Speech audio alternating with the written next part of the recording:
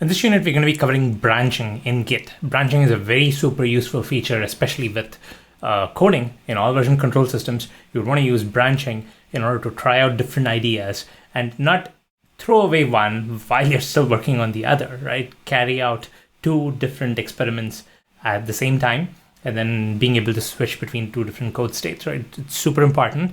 But before we get into branching in Git, I want to cover the details about what a Git commit actually is, because it is the way Git commit works and the way it manages the snapshot of your code. It actually has significant implications on branching. Okay, so let's look at what a single commit looks like. Okay, so I'm going to draw this picture of, let's say I have a folder which is being tracked by Git. Okay, so I have this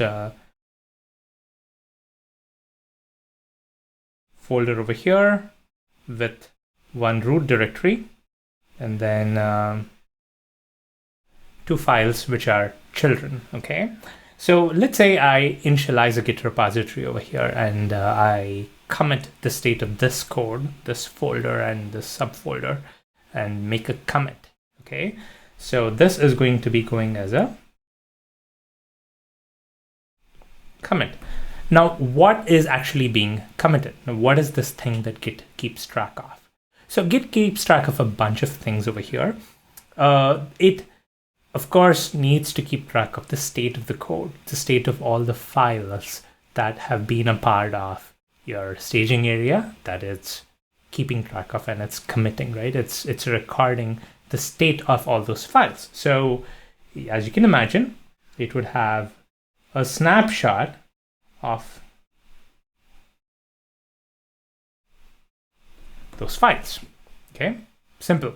Now, what Git also does is it keeps track of the metadata of your commit. So when you type in a message and says, I added this CSS file or removed this thing in this JS file or whatever else, right?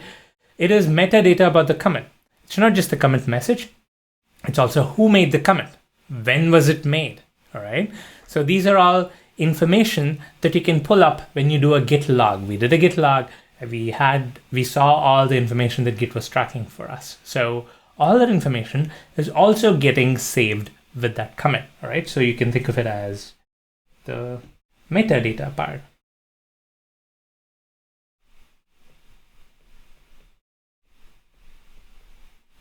Okay. So this combination of your file structure, right, your directory, the state of the files, and the metadata is what is tracked as a single commit. There's actually more though. So let's do this. I'm going to make a change to this file structure. I'm going to update a file and add something, remove something, whatever it is. It really doesn't matter, right? So let's say I have one more file over here. I've updated this. I've added this. So there is a new directory structure here, and this is different from the previous snapshot that was taken. Now, what Git does when you do a commit over here is it does kind of the same thing. It keeps track of the new directory structure. It doesn't blindly copy everything, right? It kind of leverages, if a file has already been taken as a snapshot, it kind of says, okay, for this commit, refer to that particular snapshot that was taken, not the commit itself, but it kind of compresses files, saves it, and then it reuses a representation of a file if that file hasn't changed, right? It's not like every time you take a commit, Git is copying the whole directory over. I don't want to get into the details. Git does the most optimal thing, all right? Let's leave it at that. It reuses the saved file structure, and if nothing has changed for a bunch of files, it just references the same thing.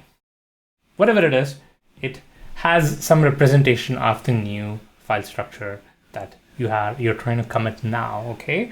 And this has metadata about this commit as well. Here's the interesting thing that Git does. When you make a commit, that commit not only has the file structure and the metadata, it also has a pointer to the previous commit. And this is super duper important, especially with branching, and we're going to talk about why in the next tutorial. But what this does is it basically maintains a pointer to the previous commit. When you make a commit, It has the information about this commit, right? The state of the file as is, the metadata, and a pointer to the previous commit. So it looks something like this. Okay, I'm going to have more changes over here. Let's say I remove a bunch of stuff, and then I commit this. And again here, this is going to be this file structure, file contents, and then the metadata for this. And then the pointer to this guy. Okay, so when you make a commit, you're essentially kind of creating a chain, right? It's almost like a linked list. You guys know what a linked list looks like. It's basically a node which is referring to another node, and that node might refer to another node, and so on. So every commit knows what the previous commit is. Okay. I'm not going to go into a detail about what the commit itself will contain, like how it manages these internal files and all that stuff. You don't have to know about this. Again, those are the internals, and it's not in the scope of this course. But you need to know that these commits are chained. Okay, so this whole content of a commit, all the things that a commit holds, is what generates the commit hash. You've seen what a commit hash is, right? Every time you make a commit, it gives a unique ID to that commit. It basically has some ID like this. So we have 5AC 486E B12C.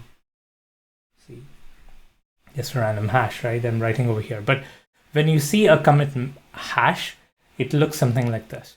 So what Git is doing is this whole snapshot, including the file state, the contents of the file, including the metadata, including all the other things that it's tracking, including a pointer to the previous thing, right? All that is basically condensed to this one hash using the hash function.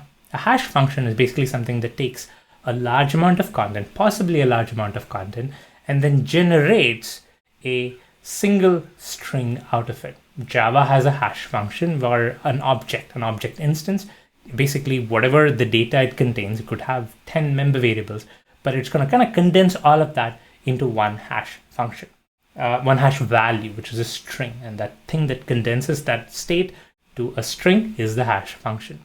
Hash function has a bunch of properties. First of all, it's a one-way function. You can take the state and then generate a string out of it, but you can't take a string and generate the whole state out of it because it's not compressing it. It's basically representing that state, the unique combination of that state into one string, right?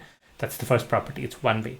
And the second thing is, it's if the state changes, the hash changes for obvious reasons, because the hash is basically generated out of the state.